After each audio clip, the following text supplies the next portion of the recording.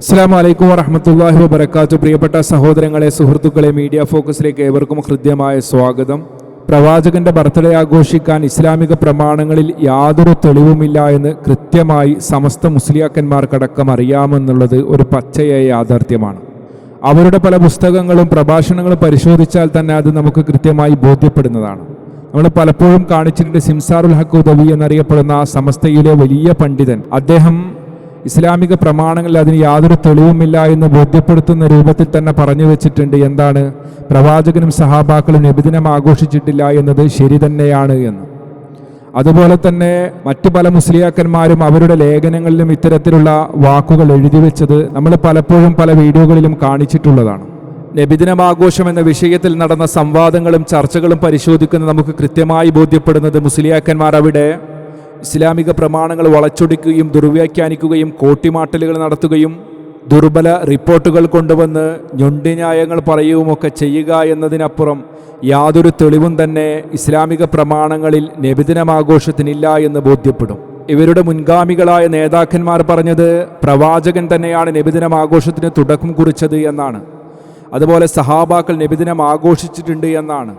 അതുപോലെ തന്നെ സഹാബാക്കൾ ഇതിനു വേണ്ടി വലിയ രീതിയിൽ സമ്പത്ത് തന്നെ ചെലവാക്കിയിട്ടുണ്ട്, ചെലവാക്കുവാൻ വേണ്ടി ആഗ്രഹം പ്രകടിപ്പിച്ചിട്ടുണ്ട് എന്ന് തുടങ്ങി നിരവധി കാര്യങ്ങൾ ഇവരുടെ നേതാക്കന്മാരായ മരിച്ചുപോയ പണ്ഡിതന്മാരടക്കമുള്ള ആളുകൾ പറഞ്ഞു വെച്ചതും എഴുതി വെച്ചതും രേഖകളായി ഇന്നും കിടക്കുന്നുണ്ട്. എന്നാൽ അന്ന് പണ്ഡിതന്മാരായ ഇവരുടെ നേതാക്കന്മാർ പറഞ്ഞു വെച്ച പല കാര്യങ്ങളും ഇന്ന് സമസ്ത മുസ്ലിയാക്കന്മാർ അംഗീകരിക്കുന്നില്ല എന്നുള്ളത് പരമയാഥാർത്ഥ്യമാണ്. എന്നാൽ ഇന്നത്തെ മുസ്ലിയാക്കന്മാർ പല രീതിയിലുള്ള ന്യായങ്ങളാണ് പറഞ്ഞു വരുന്നത്. അത്തരത്തിലുള്ളൊരു ന്യായമാണ് പേരോട് അബ്ദുറഹ്മാൻ സക്കാഫിയിൽ നിന്ന് കേൾക്കാനിടയായത്. കാന്തപുരത്തിൻ്റെ ശിഷ്യത്വം സ്വീകരിച്ചുകൊണ്ട് കാന്തപുരം പറയുന്നതൊക്കെ അണ്ണാക്ക് തൊടാതെ മുണുങ്ങി സ്റ്റേജായ സ്റ്റേജുകളിലും പേജായ പേജുകളിലും ഷിർക്കും കുഫറും കലർന്ന വിശ്വാസം പ്രചരിപ്പിക്കുവാൻ വേണ്ടി അഹോരാത്രം യത്നിച്ചുകൊണ്ടിരിക്കുന്ന പേരോട് അബ്ദുറഹ്മാൻ സക്കാഫിക്ക് അദ്ദേഹത്തിൻ്റെ പ്രഭാഷണ കല തുടങ്ങിയത് മുതൽ ഈ നിമിഷം വരെ കണ്ടെത്താൻ പറ്റാത്ത ഒരു പുതിയ കാര്യം 2025 കണ്ടെത്തിയിരിക്കുകയാണ്. മഹാനായ നമ്മുടെ നേതാവ് മുത്തറസൂൽ കരീം സല്ലല്ലാഹു അലൈഹി വസല്ലമയുടെ സഹാബാക്കളൊക്കെ ദരിദ്രന്മാരായിരുന്നു, അതുകൊണ്ടാണ് അവർ നബിദിനം ആഘോഷിക്കാതിരുന്നത് എന്നാണ് അദ്ദേഹത്തിൻ്റെ പുതിയ കണ്ടെത്തൽ. അദ്ദേഹത്തിൻ്റെ സംസാരം നമുക്കൊന്ന് കേൾക്കാം. ഞാനിത് പറഞ്ഞു വരുന്നത് ചെലവുണ്ടാവുമല്ലോ. അപ്പൊ ഇമാമിങ്ങൾ പറയാണ് പഴയ കാലത്ത് സഹാബത്തിന്റെ കാലത്ത് സാമ്പത്തിക ശേഷിയില്ല, അതുകൊണ്ട് ഇത്തരം ചെലവഴിക്കാനുള്ള ക്യാഷ് ഇല്ലാത്തത് കൊണ്ടാണ് അവര് പലരും ഇതുപോലെ വിപുലമായി ക്രമീകരിച്ചുകൊണ്ട് ഇത്തരം നബിദിനാഘോഷ പരിപാടി ഇതുപോലെ നടത്താതിരുന്നത്. ആഘോഷമില്ലായിട്ടല്ല, സന്തോഷമില്ലായിട്ടല്ല, ഇതുപോലെ നടത്താതിരുന്നത് സാമ്പത്തിക ശേഷി ഇല്ലാത്തത് കൊണ്ട് ആണ്. അദ്ദേഹം ഇവിടെ രണ്ടാമത്തെ മറുപടി എന്ന രീതിയിൽ പറഞ്ഞു വെച്ചത് എന്താണ്? സാമ്പത്തികമായി വലിയ പ്രയാസത്തിലുള്ള ആളുകളാണ് പ്രവാചകന്റെ സഹാബാക്കൾ, അതുകൊണ്ടാണ് അവർ ഇന്ന് ഈ കാണുന്ന രൂപത്തിൽ നബിദിനം ആഘോഷ കലാപരിപാടികൾ സംഘടിപ്പിക്കാതിരുന്നത് എന്നാണ് അദ്ദേഹം ഇവിടെ പറഞ്ഞു വെക്കുന്നത്. അതിലൂടെ സമൂഹത്തിന് അദ്ദേഹം നൽകുന്ന മറ്റൊരു മെസ്സേജ് എന്താണ്? അന്നവർ സാമ്പത്തികമായി പ്രതിസന്ധിയിലായിട്ടും അവർക്ക് കഴിയാവുന്ന രീതിയിലൊക്കെ നബിദിനം ആഘോഷിച്ചിട്ടുണ്ട് എന്നാണ് പറയാതെ പറഞ്ഞു വെക്കുന്നത്. അതും അദ്ദേഹത്തിൻ്റെ കളവാണ്. രണ്ടാമത് സഹാബാക്കൾ ദരിദ്രരായിരുന്നു എന്നുള്ളതും അദ്ദേഹത്തിൻ്റെ കളവാണ്. സഹാബാക്കളിൽ ദരിദ്രരായ ആളുകൾ ഉണ്ടായിരുന്നു, എന്നാൽ വലിയ രീതിയിൽ സമ്പന്നരായിട്ടുള്ള ആളുകളും ഉണ്ടായിട്ടുണ്ട് എന്നത് എല്ലാവർക്കും പ്രവാചകന്റെ സഹാബാക്കളുടെ ചരിത്രം പഠിക്കുമ്പോൾ ബോധ്യപ്പെടുന്നതാണ്. ഇദ്ദേഹം ഇവിടെ ഈ രീതിയിൽ കബളിപ്പിക്കാൻ വേണ്ടി കാരണം ഇദ്ദേഹത്തെ പോലെയുള്ള മുസ്ലിയാക്കന്മാർക്ക് ഇസ്ലാമിക പ്രമാണങ്ങൾ ഉയർത്തിപ്പിടിച്ചുകൊണ്ട് പ്രവാചകനും പ്രവാചകന്റെ സഹാബാക്കളും ഉത്തമ തലമുറക്കാരും എന്ന് തുടങ്ങി 4 മദ്ഹബിന്റെ ഇമാമിങ്ങളടക്കം പ്രവാചകന്റെ ബർത്ത്ഡേ ആഘോഷിച്ചിട്ടില്ല എന്ന് മാത്രമല്ല, അതിനുവേണ്ടി ഒന്നും തന്നെ പറഞ്ഞു വെച്ചിട്ടില്ല എന്നത് കൃത്യമായി അവർക്കറിയാം. ഇസ്ലാമിക പ്രമാണങ്ങൾ പരിശോധിക്കുന്ന ഏതൊരാൾക്കും കൃത്യമായി ബോധ്യപ്പെടുന്ന ഒരു വിഷയമാണ് പ്രവാചകന്റെ സഹാബാക്കളിൽ വലിയ സമ്പന്നന്മാരായ ആളുകൾ തന്നെ ഉണ്ടായിട്ടുണ്ട് എന്ന്. മഹാനായ നമ്മുടെ നേതാവ് അവരോട് സമ്പത്ത് ചെലവഴിക്കാൻ പറഞ്ഞപ്പോൾ അവർ കാണിച്ച ഉത്സാഹം എത്രത്തോളമാണ് എന്ന് ചരിത്ര ഗ്രന്ഥങ്ങൾ കൃത്യമായി രേഖപ്പെടുത്തി വെച്ച കാര്യമാണ്. അതിനുള്ള ഒരു ഉദാഹരണം ഇതേ പേരോട് അബ്ദുറഹ്മാൻ സഖാഫിയെ കൊണ്ട് തന്നെ പറയിപ്പിക്കാൻ വേണ്ടി പോവുകയാണ്. നമുക്കതൊന്ന് കേൾക്കാം. പോകുന്നില്ല എന്ന നിലക്ക് പോകേണ്ടവരല്ലേ, അതിനിടക്ക് റബ്ബ് തന്നതല്ലേ, ആ തന്നതിൽ നിന്ന് ചെലവഴിക്കേണ്ടതിന് അതാ അകമഴിഞ്ഞ് ചെലവഴിക്കണം. പേരിന് കൊടുത്താൽ പോരാ. അബൂ തൽഹ റളിയല്ലാഹു അൻഹുവിന് ഏറ്റവും പ്രിയപ്പെട്ട 2 തോട്ടം, ബൈറുഹ എന്ന തോട്ടം. നബിതങ്ങളോട് വന്ന് പറഞ്ഞില്ലേ, ലൻ തനാലുൽ ബിർറ ഹത്താ തുൻഫിഖൂ മിമ്മാ തുഹിബ്ബൂൻ, നിങ്ങൾ ഇഷ്ടപ്പെടുന്നതിൽ കൊടുത്താലേ പുണ്യം ലഭിക്കൂ എന്ന് പറയുന്ന ആയത്തിറങ്ങിയപ്പോ നബിയെ, എന്റെ സ്വത്തുക്കളിൽ ഏറ്റവും ഇഷ്ടപ്പെട്ടത് ബൈറുഹ എന്ന തോട്ടം, തങ്ങൾ വന്ന് വെള്ളം കുടിക്കുന്ന തോട്ടം, വിശ്രമിക്കുന്ന തോട്ടം, വല്ലാത്ത ബഹുമാനമുള്ള തോട്ടം, അത് ഞാൻ പാവപ്പെട്ടവർക്ക് വേണ്ടി നീക്കി വെച്ചു. സ്വർഗം സമ്പാദിക്കൽ അങ്ങനെയാണ്. നമ്മൾ ചെറിയ ചെറിയ സംഖ്യ കൊടുക്കുന്നത് അതിന് മാത്രം കഴിയുന്നവർക്ക് അതാകാം. അതേ സമയത്ത് റബ്ബ് വലിയ നിഅമത്ത് ചെയ്തവർ അവര് വലിയ നിലക്ക് തന്നെ കൊടുക്കണ്ടേ. സഹോദരങ്ങളെ, എങ്ങനെയുണ്ട് പേരോട് അബ്ദുറഹ്മാൻ സഖാഫിയുടെ വയത്? നീട്ടിപ്പരത്തി അദ്ദേഹം വിശദീകരിച്ച് പറഞ്ഞത് നിങ്ങൾ കേട്ടല്ലോ.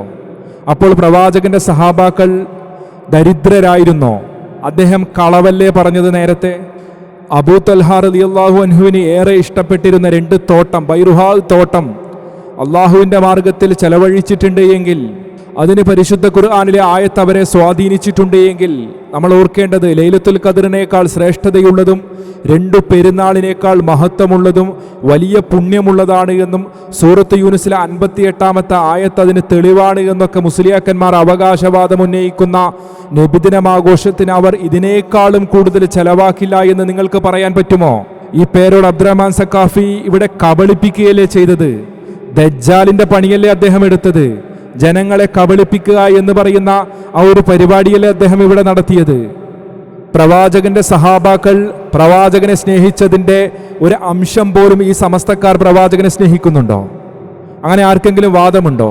പ്രവാചകനെ സ്വന്തത്തെക്കാൾ ഏറെ സ്നേഹിച്ച് അത് ജീവിച്ച് കാണിച്ചു തന്ന സഹാബാക്കൾ അവരുടെ ജീവന്റെ ജീവനായി കണ്ട പ്രവാചകന്റെ ബർത്ത്ഡേ ആഘോഷിക്കൽ ഇത്രമാത്രം പുണ്യമുണ്ട് എന്ന് കണ്ടു കഴിഞ്ഞാൽ അവർ അധ്വാനിച്ചുണ്ടാക്കിയ സമ്പത്ത് അതിനുവേണ്ടി ചെലവഴിക്കില്ല എന്ന് പറയാൻ പറ്റുമോ? അവർ പ്രവാചകന്റെ ബർത്ത്ഡേ ആഘോഷിക്കൽ ഇത്രമാത്രം പുണ്യമുള്ള ഒരു കാര്യമാണ് എങ്കിൽ അത് ആഘോഷിക്കില്ല എന്ന് പറയാൻ പറ്റുമോ? അള്ളാഹുവിന്റെ മാർഗത്തിൽ സമ്പത്ത് ചെലവഴിക്കാൻ പ്രവാചകൻ കൽപ്പിച്ചപ്പോൾ അവർ പരസ്പരം മത്സരിക്കുകയായിരുന്നില്ലേ? അബൂബക്കർ സിദ്ദീഖ് റളിയല്ലാഹു അൻഹുവിന്റെയും ഉമർ ഖത്താബ് റളിയല്ലാഹു അൻഹുവിന്റെയും ചരിത്രം നമുക്കറിയാമല്ലോ. അവർ പരസ്പരം മത്സരിച്ചത് എങ്ങനെയാണ് എന്ന് നമുക്കറിയാമല്ലോ. അവരെന്താണ് പറഞ്ഞത് എന്ന് നമുക്കറിയാമല്ലോ. അത്രമാത്രം അള്ളാഹുവിന്റെ മാർഗത്തിൽ സമ്പത്ത് ചെലവഴിച്ച പ്രവാചകന്റെ സഹാബാക്കൾ അവരവരുടെ മാതാപിതാക്കളെക്കാളേറെ, അവരുടെ ഭാര്യ മക്കളെക്കാളേറെ, അവർ അധ്വാനിച്ചുണ്ടാക്കിയ സമ്പത്തിനേക്കാളേറെ ഇഷ്ടപ്പെട്ടിരുന്ന മഹാനായ അവരുടെ നേതാവ് മുത്ത് റസൂൽ കരീം സല്ലല്ലാഹു അലൈഹി വസല്ലമയുടെ ജന്മദിനമാഘോഷം ഒരുപാട് പ്രതിഫലമുള്ള ഒരു കാര്യമാണെന്നറിഞ്ഞിട്ടും അവർ സമ്പത്ത് ചെലവഴിക്കാൻ കഴിയാത്ത ദരിദ്രന്മാരായിരുന്നു എന്നൊക്കെ പറയുമ്പോൾ പേരോട് അബ്ദുറഹ്മാൻ സഖാഫിയുടെ ഒക്കെ മനസ്സിൽ എന്താണ് കയറിക്കൂടിയിട്ടുള്ളത് എന്ന് നമ്മൾ പരിശോധിക്കേണ്ടതുണ്ട്.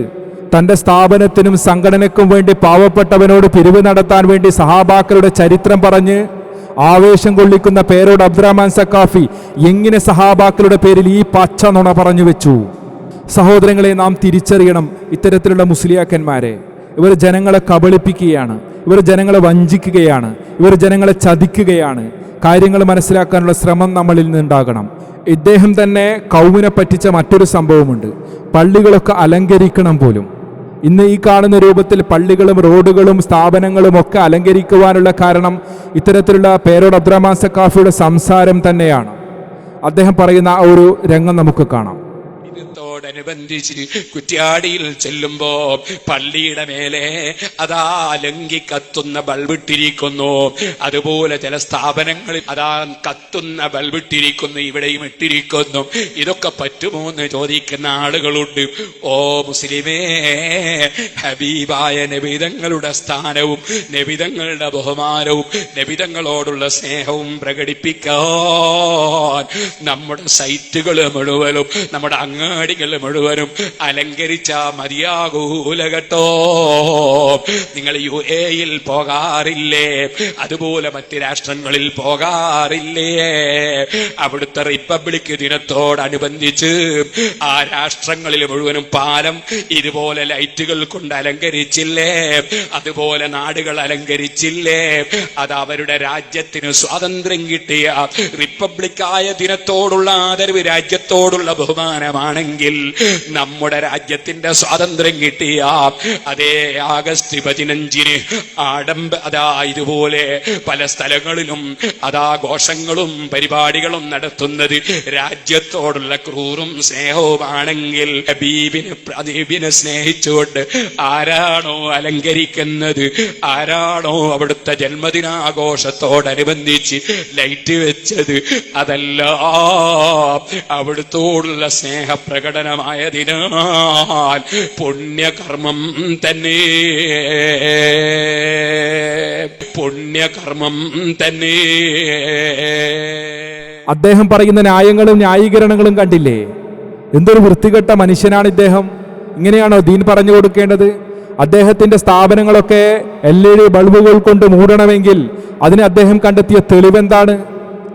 പല നാടുകളിലും അവരുടെ ആഘോഷത്തിന്റെ ഭാഗമായി ചെയ്യുന്ന കാര്യങ്ങളൊക്കെയാണ് അദ്ദേഹം തെളിവായി കൊണ്ടുവരുന്നത്. ഇങ്ങനെയാണോ ദീൻ പറയേണ്ടത്? ഇനി ഇദ്ദേഹം പറഞ്ഞു വെച്ച നബിദിനമാഘോഷം എന്ന് പറയുന്ന പരിപാടിയുമായി ബന്ധപ്പെട്ട് ചെയ്യുന്ന ഈ പുണ്യപ്രവർത്തനം ഒരു തെളിവായി പിടിച്ചാൽ പോലും ഇവരുടെ നേതാക്കന്മാർ പറഞ്ഞു വെച്ചത് എന്താണ്? നമുക്കതും കൂടി ഒന്ന് കേൾക്കാം. വ്യാപിച്ചിരിക്കുകയാണ്. പള്ളികൾക്ക് ആകെ ലൈറ്റുകൾ മൂടിയിരിക്കുക. എന്തിനാണ് ഇതൊക്കെ ചെയ്യാൻ പറ്റുന്ന അടയാളം തോന്നിപ്പോണ്. പള്ളി വീടുകൾ കംപ്ലീറ്റ് ലൈറ്റ് ഇതൊക്കെ മുസ്ലിം ആചാരമല്ല എന്ന് മനസ്സിലായി. ആ മുസ്ലിങ്ങളായിരിക്കുന്ന അവരുടെ ചെയ്യുന്ന ആരാധിക്കുന്ന വെളിച്ചത്തിൻ്റെ ആരാധിക്കുന്ന അത് നമ്മൾ പങ്കെടുക്കരുത്. അന്ന് നല്ലത് ആവശ്യത്തിനൊക്കെ താക്കില്ല, അനാവശ്യമായിട്ടൊന്നും ചിലവാക്കാൻ പറ്റും. ഇതൊക്കെ മനസ്സിൽ നമ്മൾ ചോദ്യം ചെയ്യുന്ന പരിപാടി വെറുതെ വിടൂല. എഴുതാൻ ശ്രദ്ധിക്കണം. ബിസ്മില്ലാഹ്.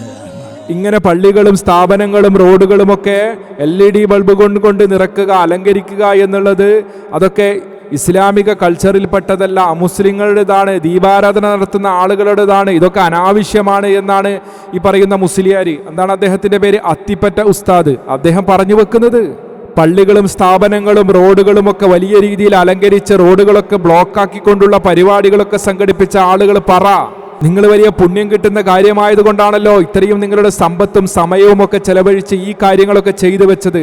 അതിനെക്കുറിച്ചാണ് നിങ്ങളുടെ അത്തിപ്പറ്റ ഉസ്താദ് പറഞ്ഞു വെച്ചത്. അത് ഇസ്ലാമികമല്ല എന്ന്, അനാവശ്യമാണ് എന്ന് നിങ്ങൾ പോയി ചോദിക്ക് നിങ്ങളുടെ നേതാക്കന്മാരോട്. അത്തിപ്പറ്റ ഉസ്താദ് പറഞ്ഞതാണോ ശരി, അതല്ല പേരോട് അബ്ദുറഹ്മാൻ സക്കാഫി പറഞ്ഞതാണോ ശരി? നമ്മൾ ഈ സമ്പത്ത് ചെലവഴിച്ചത്, നമ്മുടെ സമയം ചെലവഴിച്ചത്, അതിനൊന്നും ഒരു പ്രതിഫലവും കിട്ടില്ലേ, അതിനൊന്നും പുണ്യം കിട്ടില്ലേ എന്ന് ഒന്ന് പോയി ചോദിക്ക്. ലൈലത്തുൽ ഖദ്റിനേക്കാൾ ശ്രേഷ്ഠതയും 2 പെരുന്നാളിനേക്കാൾ മഹത്വവും വലിയ പുണ്യമുള്ളതും സൂറത്ത് യൂനുസിലെ 58-ാമത്തെ ആയത്താണ് എന്നും സുന്നത്താണ് എന്നും ഒക്കെ വാദിച്ചുകൊണ്ട് നിങ്ങളെ കൊണ്ട് നബിദിനം ആഘോഷിപ്പിക്കുമ്പോൾ അതിന്റെ ഭാഗമായി കൊണ്ട് പള്ളികളും സ്ഥാപനങ്ങളും റോഡുകളും ഒക്കെ അലങ്കരിക്കുമ്പോൾ നിങ്ങൾ അതിലൊക്കെ പുണ്യം പ്രതീക്ഷിച്ചിട്ടാണല്ലോ ചെയ്യുന്നത്, നേരെ പോക്കിനൊന്നല്ലോ. എങ്കിൽ നിങ്ങൾ പോയി ചോദിക്കും നിങ്ങളുടെ നേതാക്കന്മാരോട്. നിങ്ങൾ ആരെ സ്വീകരിക്കും, ആരെ തള്ളും, ആരെ കൊള്ളും? സഹോദരങ്ങളെ, മനസ്സിലാക്കാൻ വേണ്ടി ശ്രമിക്ക്. നബിദിനം ആഘോഷം എന്ന് പറയുന്നത് ഇസ്ലാമികമല്ല. അതിന്റെ ഭാഗമായി നിങ്ങൾ എന്ത് ചെയ്തിട്ടും ഒരു കാര്യവുമില്ല, ഒരു പുണ്യവും നിങ്ങൾക്ക് അതിന്റെ ഭാഗമായി കൊണ്ട് ചെയ്തു കഴിഞ്ഞാൽ ലഭിക്കുകയില്ല എന്നുള്ളത് തീർച്ചയാണ്. ഇത് മതത്തിൽ അതിരുകഴിയലാണ്. ഇതിന് ഇസ്ലാമിക പ്രമാണങ്ങൾ ഒരു തെളിവുമില്ല. മുസ്ലിയാക്കന്മാരുടെ തൊള്ളപടായില്ലാതെ, അവരുടെ ഞൊണ്ടിന്യായങ്ങളല്ലാതെ, അവരുടെ ദുർവ്യാഖ്യാനങ്ങളല്ലാതെ, അവരുടെ കബളിപ്പിക്കലല്ലാതെ, അവരുടെ കള്ളത്തരങ്ങളല്ലാതെ ഒരു തെളിവും തന്നെ ഇസ്ലാമിക പ്രമാണങ്ങളിലില്ല. ഇത് തുടങ്ങി വെച്ചതാരാണ്? ഫാത്തിമിയാക്കളാണ്. ഷിയാക്കളിലെ ഉഗ്രവാദികളായ ഫാത്തിമിയാക്കളാണ് തുടങ്ങി വെച്ചത്. അത് പിന്നീട് മുദഫർ രാജാവാണ് അതിവിപുലമായി നടത്തിയത് എന്നൊക്കെ നിങ്ങളുടെ നേതാക്കന്മാർ തന്നെ എഴുതി വെച്ചിട്ടുണ്ട്. നിങ്ങളൊന്ന് ചിന്തിച്ചാൽ മാത്രം മതി, നിങ്ങളൊന്ന് ആലോചിച്ചാൽ മാത്രം മതി കാര്യങ്ങൾ ബോധ്യപ്പെടാൻ. അള്ളാഹു കാര്യങ്ങൾ മനസ്സിലാക്കുവാൻ നമുക്കെല്ലാവർക്കും തൗഫീക്ക് നൽകുമാറാകട്ടെ. മറ്റൊരു വീഡിയോയുമായി നമുക്ക് വീണ്ടും കാണാം ഇൻഷാ അല്ലാഹ്. ഈ ചാനൽ ഇതുവരെ സബ്സ്ക്രൈബ് ചെയ്യാത്ത ആളുകളാണ് എങ്കിൽ നിങ്ങൾ സബ്സ്ക്രൈബ് ചെയ്യുക, തൊട്ടടുത്തുള്ള ബെൽ ബട്ടൺ പ്രസ് ചെയ്യുക. അങ്ങനെ ചെയ്യുകയാണ് എങ്കിൽ ഞങ്ങൾ ഇറക്കുന്ന വീഡിയോകൾ നിങ്ങൾക്ക് പെട്ടെന്ന് തന്നെ നോട്ടിഫിക്കേഷനായി ലഭിക്കുന്നതായിരിക്കും ഇൻഷാ അല്ലാഹ്. അസ്സലാമു അലൈക്കും വറഹ്മത്തുള്ളാഹി വബറകാതുഹു.